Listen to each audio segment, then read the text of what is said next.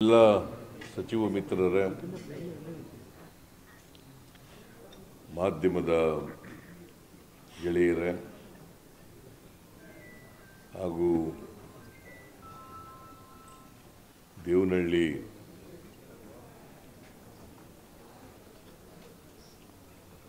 ತಾಲೂಕು ಚನ್ನರಾಯಪಟ್ಟಣ ಹೋಬಳಿ ಅಲ್ಲಿ ಕೈಗಾರಿಕಾ ಅಭಿವೃದ್ಧಿಗೆ ಜಮೀನನ್ನು ಸ್ವಾಧೀನಪಡಿಸಿಕೊಳ್ಳಲಿಕ್ಕೆ ನೋಟಿಫಿಕೇಶನ್ ಇಶ್ಯೂ ಮಾಡಿತ್ತು. ಪ್ರಿಲಿಮಿನರಿ ನೋಟಿಫಿಕೇಶನ್ನು ಮತ್ತು ಫೈನಲ್ ನೋಟಿಫಿಕೇಶನ್ ಎರಡನ್ನೂ ಕೂಡ ಇಶ್ಯೂ ಮಾಡಿತ್ತು.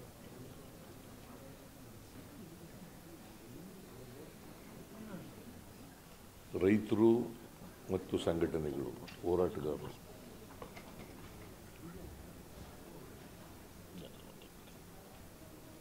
ನಾವು ಜಮೀನು ಕೊಡಲಿಕ್ಕಾಗಲ್ಲ. ಕಾರಣ ಯಾಕಪ್ಪ ಅಂತಂದರೆ ಆ ಜಮೀನುಗಳಲ್ಲಿ ನಾವು ವ್ಯವಸಾಯ ಮಾಡ್ತಾ ಇದ್ದೀವಿ.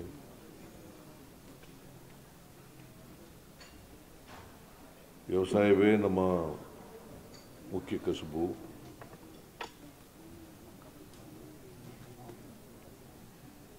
ಮತ್ತು ಅವೇ ನಮ್ಮ ಜೀವನ ಆಧಾರ ಆಗಿರ್ತಕ್ಕಂಥದ್ದು. ಮತ್ತು ಬೆಂಗಳೂರಿಗೆ ಸಮೀಪ ಇರೋದ್ರಿಂದ, ಏರ್ಪೋರ್ಟ್ಗೆ ಸಮೀಪ ಇರೋದ್ರಿಂದ, ಮತ್ತು ಗ್ರೀನ್ ಬೆಲ್ಟ್ನಲ್ಲಿರೋದ್ರಿಂದ ಅವುಗಳನ್ನು ಸ್ವಾಧೀನಪಡಿಸ್ಕೊಳ್ಳೋಕೆ ಹೋಗಬೇಡಿ ಅಂಥೇಳಿ ಅವರು ವಿರೋಧವನ್ನು ವ್ಯಕ್ತಪಡಿಸಿದರು, ಪ್ರತಿಭಟನೆಯನ್ನು ಕೂಡ ಮಾಡಿದರು. ಸರ್ಕಾರ ಅವ್ರ ಜೊತೆಯಲ್ಲಿ 5-6 ಸಭೆಗಳನ್ನು ಮಾಡಿದೆ. ರೈತರ ಜೊತೆ ಮಾಡಿದೆ, ಹೋರಾಟಗಾರರ ಜೊತೆ ಎಲ್ಲ ಸಭೆಗಳನ್ನು ಮಾಡಿದೆ. ಅವರ ಅಹವಾಲುಗಳನ್ನು ಕೇಳಿದ್ದೀವಿ, ಸರ್ಕಾರದ ಅಹವಾಲನ್ನು ಕೇಳಿದ್ದೀವಿ, ರೈತರ ಅಹವಾಲನ್ನು ಕೇಳಿದ್ದೀವಿ, ಹೋರಾಟಗಾರರ ಅಹವಾಲನ್ನು ಕೇಳಿದ್ದೀವಿ. ಅಲ್ಲಿ ಜನಪ್ರತಿನಿಧಿಯಾದಂಥ KH ಮುನಿಯಪ್ಪನವರ ಅಭಿಪ್ರಾಯವನ್ನು ಕೂಡ ಪಡ್ಕೊಂಡಿದ್ದೀವಿ. KH ಮುನಿಯಪ್ಪನವರು ಕೂಡ ರೈತರ ಪರನೇ ವಾದ ಮಾಡ್ತಾ ಇದ್ರು.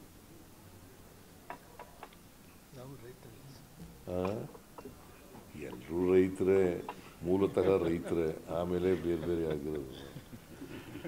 ಈಗ ರಾಜಕಾರಣಿ ನೀವು, ಈಗ ಯಾವ ಹೊಲ ಹೋಗ್ತಿದ್ದೀನಿ, ನೇಗಿಲು ಕಟ್ಟಕ್ಕೆ ಬರ್ತದೋ ಇಲ್ಲೋ ಗೊತ್ತಿಲ್ಲ ನಿಮಗೆ.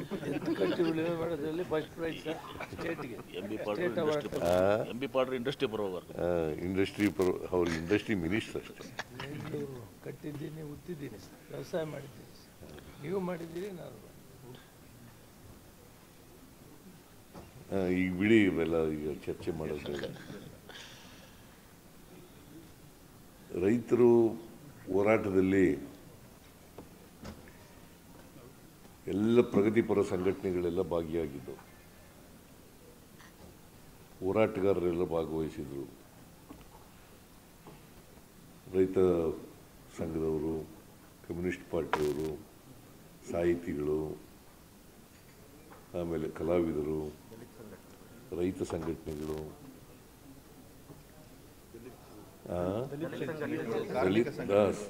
ದಲಿತ ಎಲೆ ಶಂಕರ್ ಬಂದೇ ಇಲ್ಲ ಇವತ್ತು, ಇನ್ನೂ ಥರ ಬಂದಿದ್ದಾನೆ, ಗುರುಪ್ರಸಾದ್ ಬಂದಿದ್ದಾನೆ, ನಾಗರಾಜ್ ಇದ್ದಾನೆ, ಶಂಕರೇ ಪತ್ತೇಲ್ ಬಂದ.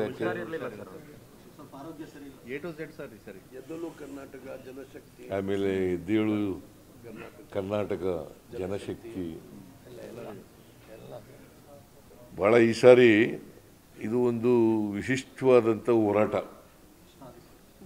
ಒಂಥರ ಐತಿಹಾಸಿಕವಾದಂಥ ಹೋರಾಟ ಅಂತ ಕರೆದರೆ ತಪ್ಪಾಗಲಾರದು. ಈ ಹೋರಾಟವನ್ನು ಮಾಡಿದ್ದಾರೆ. ಅದಕ್ಕೆ ಸರ್ಕಾರ ಸಾಧಕ ಬಾಧಕಗಳನ್ನು ಚರ್ಚೆ ಮಾಡಿ, ಇವರೆಲ್ಲರ ಜೊತೆಲೂ ಕೂಡ ಚರ್ಚೆ ಮಾಡಿ ಒಂದು ತೀರ್ಮಾನಕ್ಕೆ ಬಂದಿದ್ದೀವಿ. ಕಳೆದ ಮೀಟಿಂಗು ಇಲ್ಲಿ ಇದೇ ಜಾಗದಲ್ಲಿ ನಡೀತು. ಈ ಜಾಗದಲ್ಲಿ ನಡೆದಾಗ ನಮಗೆ 10 ದಿನ ಸಮಯ ಬೇಕು.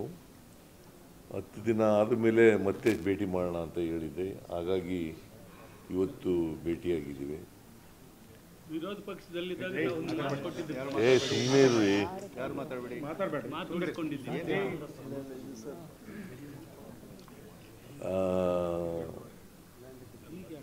1777 ಎಕರೆ 1777 ಎಕರೆ ಅದು ಅಂತಿಮ ಅಧಿಸೂಚನೆ ಆಗಿರ್ತಕ್ಕಂಥ ಲೆಕ್ಕ.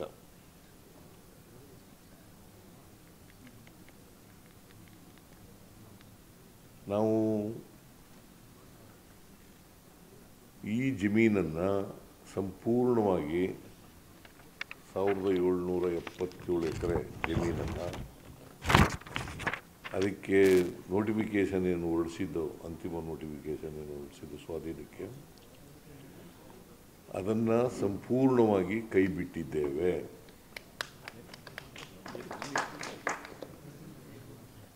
ಆದರೆ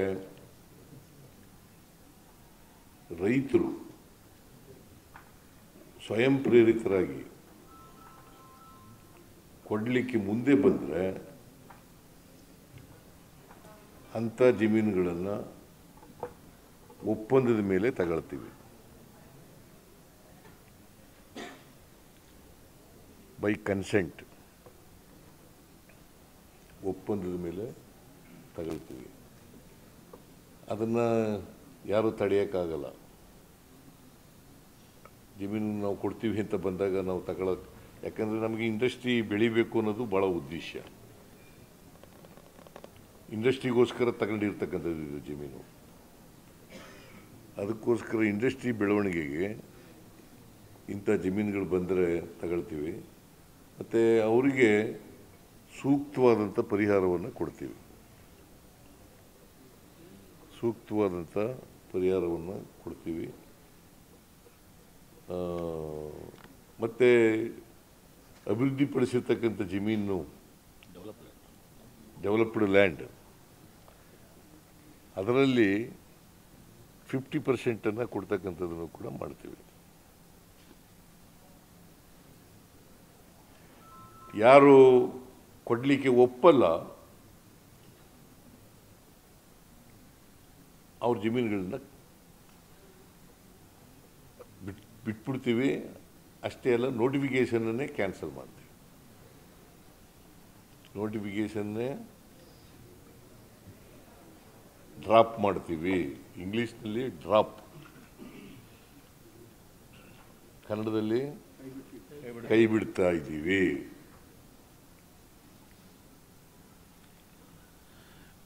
ಸೊ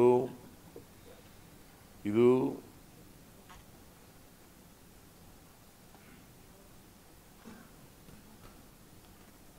ಸರ್ಕಾರ ತೆಗೆದುಕೊಂಡಿರ್ತಕ್ಕಂಥ ತೀರ್ಮಾನ.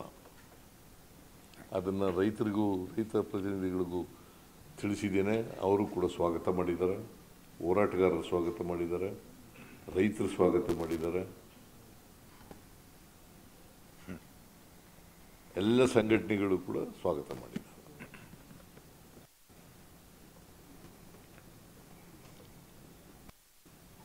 ಇನ್ನೇನಾದ್ರು ಹೇಳ್ಬೇಕು? ಸಾಕಲ್ಲ? ಸ್ಟೇಟ್ಮೆಂಟ್ ಓದಾಗಿ ರೈತರು ಒಳ್ಳೇದಾಗಿದೆ.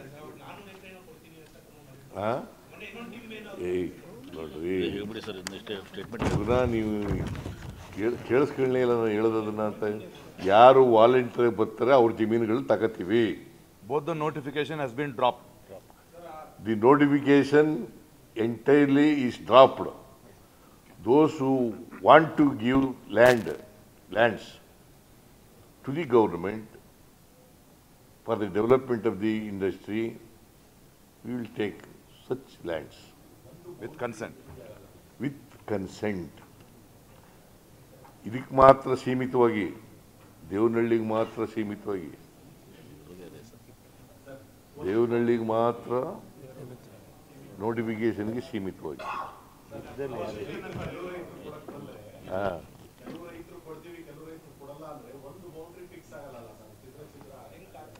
ನಾವು ನೋಡ್ತೀವ್ರಿ, ನಾವು ಎಲ್ಲ ಈಗಲೇ ಹೇಳ್ಬಿಡ್ಲ, ಒಂದು ಬೌಂಡ್ರಿ ಬರ್ತದ, ಅರ್ಧ ಬೌಂಡ್ರಿ ಬರ್ತದ, ಮಧ್ಯೆ ಬರ್ತದ ಅಂತ ಈಗಲೇ ಹೇಳಲ್ಲ. ಯಾರು ರೈತರು ಮುಂದೆ ಬರ್ತಾರೆ ಅವ್ರ ಜಮೀನು ತಗೋತೀವಿ.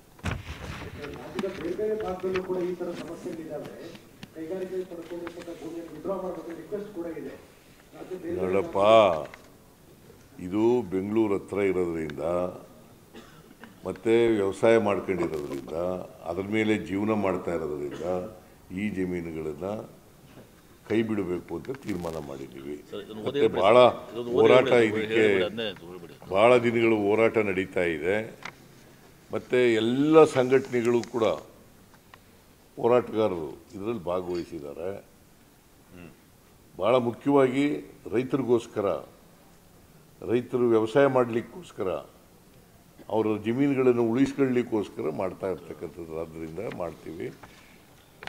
ಎಲ್ಲಕ್ಕೂ ಇದು, ಈ ತೀರ್ಮಾನ ಎಲ್ಲಕ್ಕೂ ಅಪ್ಲೈ ಆಗಲ್ಲ. ಜಡ್ಜ್ ಭಯ ಅದೇನ್ರಿ, ಅದೇ ಸ್ಟೇಟ್ಮೆಂಟ್ ಅದದು. ಓದೇ ಸ್ಟೇಟ್ಮೆಂಟ್ ಹೇಳ್ಬಿಡಿ ಸರ್, ಸ್ಟೇಟ್ಮೆಂಟ್ ಓದಿ ಹೇಳ್ಬಿಡಿ. ಒಂದು ಆಮೇಲೆ ಮಾತಾಡೋಣ.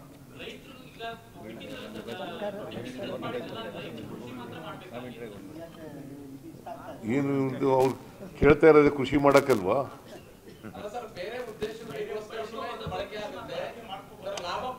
ನೀವು ಏನೇನೋ ಕೇಳಕ್ ಹೋಗ್ಬಿಡಿಯಪ್ಪ. ಈಗ ನಾವು ಡ್ರಾಪ್ ಮಾಡಿದ್ದೀವಿ. ರೈತರು ವ್ಯವಸಾಯ ಮಾಡಬೇಕು ಅಂತ ಹೇಳಿದ್ದಾರೆ. ಅವ್ರ ವ್ಯವಸಾಯ ಮಾಡ್ತಕ್ಕಂಥ ಕೆಲಸ. ನೋಡಪ್ಪ, ನಾನು ಇಲ್ಲಿ ಒಂದು ರಿಟರ್ನ್ ಸ್ಟೇಟ್ಮೆಂಟ್ ಇದೆ. ಭೂ ಮಾಲೀಕರು ಸ್ವಯಂ ಪ್ರೇರಣೆಯಿಂದ ಮುಂದೆ ಬಂದಲ್ಲಿ ಹೆಚ್ಚಿನ ಹಣಕಾಸಿನ ಪರಿಹಾರ ಅಥವಾ ಹೆಚ್ಚಿನ ವಿಸ್ತೀರ್ಣದ ಅಭಿವೃದ್ಧಿಪಡಿಸಿದ ನಿವೇಶನವನ್ನು ನೀಡಲಾಗುವುದು. ಈ ರೀತಿ ಹೆಚ್ಚಿನ ಪರಿಹಾರ ಅಥವಾ ಅಭಿವೃದ್ಧಿಪಡಿಸಿದ ನಿವೇಶನವನ್ನು ಪಡೆಯಲು ಒಪ್ಪದ, ಪ್ಲೀಸ್ ಅಂಡರ್ಲೈನ್, ಒಪ್ಪದ ರೈತರ ಜಮೀನುಗಳನ್ನು ಕೃಷಿ ಭೂಮಿಯಾಗಿಯೇ ಮುಂದುವರಿಸಲಾಗುವುದು. ಆಲ್ರೆಡಿ ಇದೆ ರೀ. ನೋಡಪ್ಪ, ಇಲ್ಲೇನೆಲ್ಲ ಕೇಳಕ್ ಸುಮ್ಮನೆ ಎಲ್ಲ ಕೇಳೋದು ಏನ್ ಮಾಡೋದು?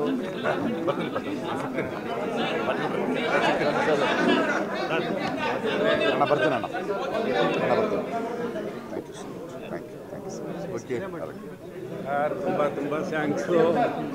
ನಾವು ವಾದ ಮಾಡ್ತಾ ಇದ್ದೆ, ಭಾಳಷ್ಟು ಜನ ಬಿಡಲ್ಲ ಅಂತಿದ್ರು, ನಮ್ಮ ಮುಖ್ಯಮಂತ್ರಿಗಳು ಬಿಡ್ತಾರೆ ಅಂತ ಚಾಲೆಂಜ್ ಮಾಡಿದ್ದೆ. ಸದ್ಯ ಗೆದ್ದೆ ನಾನು, ಭಾಳ ಜೊತೆ ಗೆದ್ದೆ. ನೋಡಿದ್ರೆ ಇದರಿಂದ ಬಂದಿದ್ದ ಇವ್ರ ಜೊತೆ. ಅವರೆಲ್ಲ ಜೊತೆಗೆ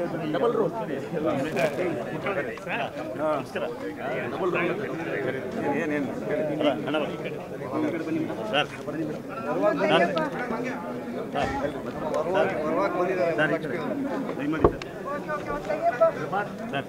ತೆಗೆ ಒಂದು